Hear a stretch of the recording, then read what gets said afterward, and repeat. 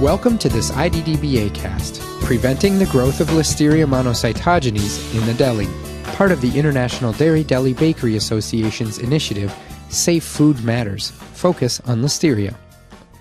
Listeria monocytogenes is a foodborne organism that can affect many types of food, including some ready-to-eat perishable foods and cheeses. We spoke with Dr. Kathleen Glass, Senior Scientist of the Food Research Institute at the University of Wisconsin. She told us some of the key factors in preventing listeria growth in the deli, beginning with storing foods at the right temperature. In a deli, that's really, really critical to make sure that they have good temperature control. To give you an example, we do testing of a variety of things. We do ready-to-eat meat products. We've done dairy-type products. We've done deli salads. And in all of these cases, we can find combinations of antimicrobials, different types of acid levels, different kinds of preservatives, that if we have the food product stored at a proper temperature of 40 degrees Fahrenheit, there's no growth of listeria. On the other hand, if the temperature is at 45 degrees or 50 degrees Fahrenheit, which can occur in there over a relatively short period of time, it overcomes those hurdles and is able to grow. So if they have their products that are typically going to be stored overnight in a back cooler, it's 38 degrees, there's probably not going to be any growth in there along with those antimicrobials. Once they put it into that front deli and it's there for 12 hours or 16 hours, then during that time, especially if it's at a higher temperature such as 45 or 50 degrees, that listeria can overcome those antimicrobials and will start growing. Then if the consumer brings home those salads and also has problems in their refrigerator at 45 or 50 degrees, and it's there for 3 days, 5 days, during that time the listeria potentially could grow to levels that if a susceptible consumer were eating it, they potentially could get ill. We asked Dr. Glass about the importance of deep cleaning deli equipment to prevent listeria. The slicers are very difficult to clean. We have to use slicers in our laboratory, and I have to admit, it's not fun to break that apart and clean it up. And even when I have some very heavy latex gloves on it, the slicer, if it's nice and sharp, will start slicing through those gloves, and nobody wants to have little cuts on their fingers. So that sort of discourages people from cleaning them properly. They really have to be broken up apart and really scrubbed out, because if you just have a little listeria that maybe came in on one type of food product, and maybe that food product wasn't even susceptible to any kind of growth, and then you're slicing it, that little food residue gets on to something else, and then it works its way down into the nooks and crannies. And if it sits there overnight and hasn't been cleaned really well, overnight it still has enough moisture and nutrients in there that it starts growing. And so the next morning they come in and they slice it, and all that stuff sort of spews out and gets out and recontaminates the next day's worth of sliced materials.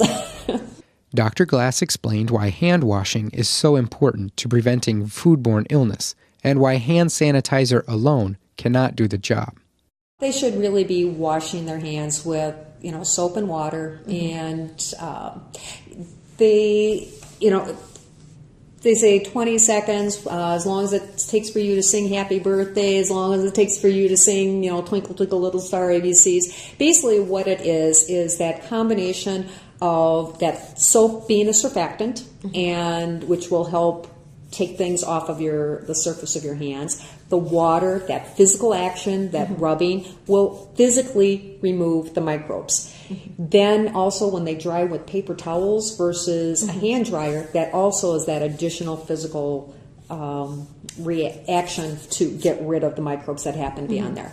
Doing the sanitizer on top of that would be great. But as far as doing it as a substitute, not necessarily so good, because if your hands are dirty enough, it's going to take a while for that sanitizer to penetrate all that dirt, so it's better to wash your hands first and then use the sanitizer as an adjunct. Certainly, gloves are another thing that are very important, because even with all of those other precautions, there still might be some issues where they might have things underneath their fingernails where that can get onto as a contaminant. So if they do hand washing, sanitize, and then don the gloves, and making sure that they change the gloves frequently, then that's probably one of the ideals. Dr. Glass explained that some types of food are more susceptible to Listeria contamination than others. These foods have a shorter shelf life, especially at higher temperatures. The hard cheeses, such as a cheddar and a Swiss, are not likely to support any growth of Listeria. They have enough acid in them, they're dry enough that Listeria just won't grow.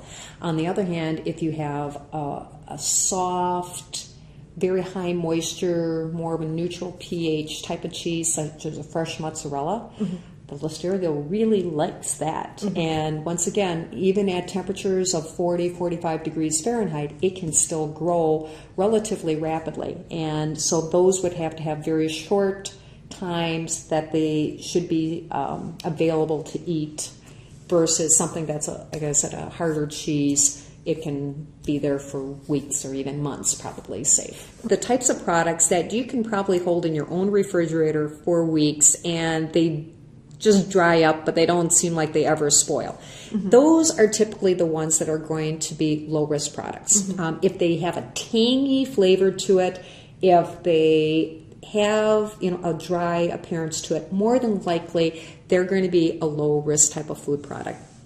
So that includes the things such as salamis, dried hams, for the meat products.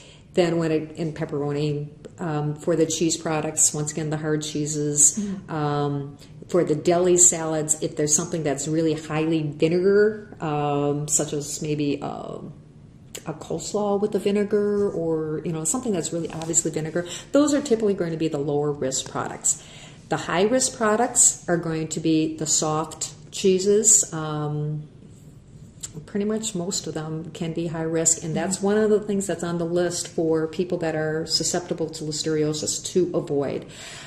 Some of the deli products that are, especially turkey products that don't have any nitrite in them, those can be very supportive of growth. And then if you're taking a look at certain kinds of deli salads that, once again, aren't going to be that real tangy flavor to it, maybe high in beans or high in meat or something like that, tuna salads, egg salads, potato salads, if they don't have enough mayonnaise in it, potentially can support growth. I'm sure there's plenty of other salads that would be fit into that category too, but that would give me a breakdown of things. Overall, if a product has a pH of 5.2 or less and has had it properly refrigerated, that's typically going to be a lower risk product. Thank you for listening to this program. We hope it has helped you gain a better understanding of what you can do to protect your customers from foodborne illness. For more resources on IDDBA's Safe Food Matters Food Safety Initiative, please visit iddba.org/Safe Food Matters.